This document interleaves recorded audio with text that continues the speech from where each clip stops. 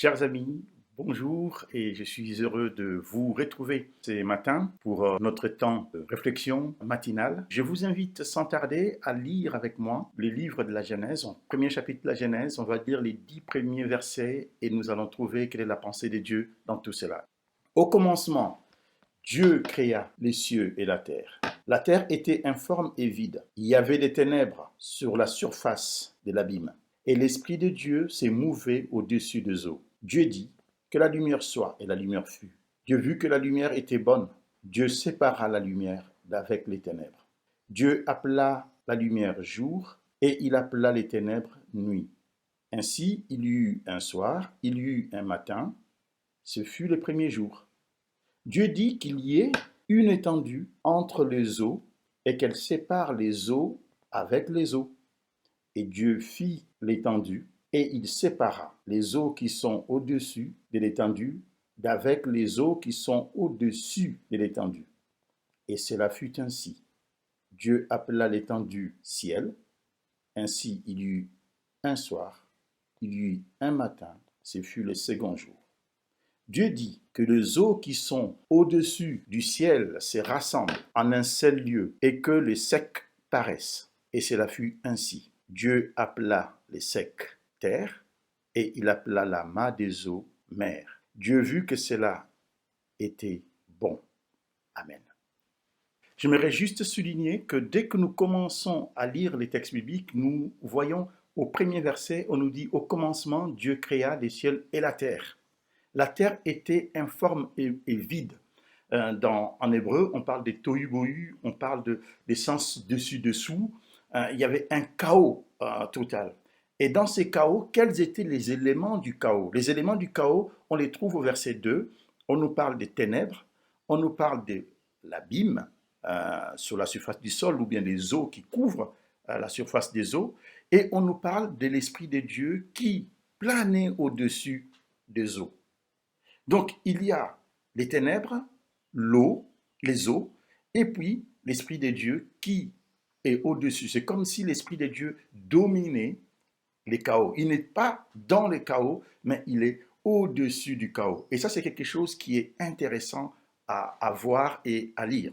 Ensuite, si vous êtes attentif au texte, vous allez remarquer tout de suite, dès qu'on arrive au verset 3, Dieu, au lieu d'enlever les éléments du chaos, c'est-à-dire les ténèbres, les eaux, il ne les enlève pas. Dieu les garde. C'est très drôle. Moi, personnellement, s'il y a un chaos, s'il y a quelque chose qui est dans le désordre, j'enlève tout, je balaye tout. Mais Dieu, non, il n'enlève pas les éléments du chaos. Au contraire, il les intègre dans la création. Premièrement, on voit une chose. Dieu sépare la lumière et les ténèbres. Il sépare. Il note pas les ténèbres. Il les inscrit dans une alternance avec la lumière pour rythmer les temps. Du coup, les ténèbres deviennent un élément pour limiter les temps, pour déterminer les temps. Et quant aux eaux, elles n'ont pas disparu. Dieu va séparer les eaux d'en haut et les eaux d'en bas. Il y a une voûte qui se crée en haut et il y a les eaux qui restent. Et à partir de ces eaux-là, il va faire sortir la terre. Les eaux qui étaient l'élément du chaos également deviennent un élément de la création et Dieu fait rentrer tout dans sa création. On dirait qu'il ne perd rien du tout, mais il rend les choses, il met les choses dans l'ordre. C'est très drôle, ces éléments du chaos rentrent complètement dans l'espace que Elohim va déclarer bon. Dieu trouva que c'était bon, on l'a vu à la fin du verset 10. Loin d'être abolis, les composants du chaos, en soi hostiles à la vie, se voient imposer une limite et trouvent leur place dans les cadres harmonieux du monde créé. Dieu va mettre ces éléments du chaos dans un cadre harmonieux. Il transforme le chaos en quelque chose de bien, qu'il dit même c'est bon. Et c'est après que l'herbe va sortir, les animaux vont être créés et l'être humain va être créé. Et Dieu, dans toute sa puissance, il déploie sa puissance en transformant, en séparant.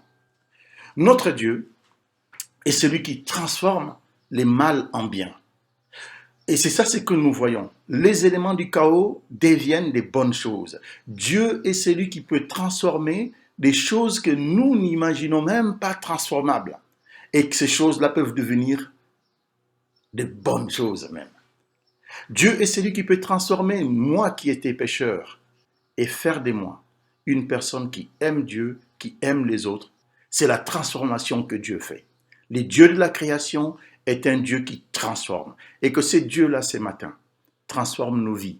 Et que ce Dieu-là, ce matin, transforme la vie des personnes qui nous entourent. Que ce Dieu-là, ce matin, ce qui ressemble à un chaos dans notre vie, que Dieu fasse du chaos quelque chose de bon. Que Dieu vous bénisse et une bonne journée à vous tous. Amen.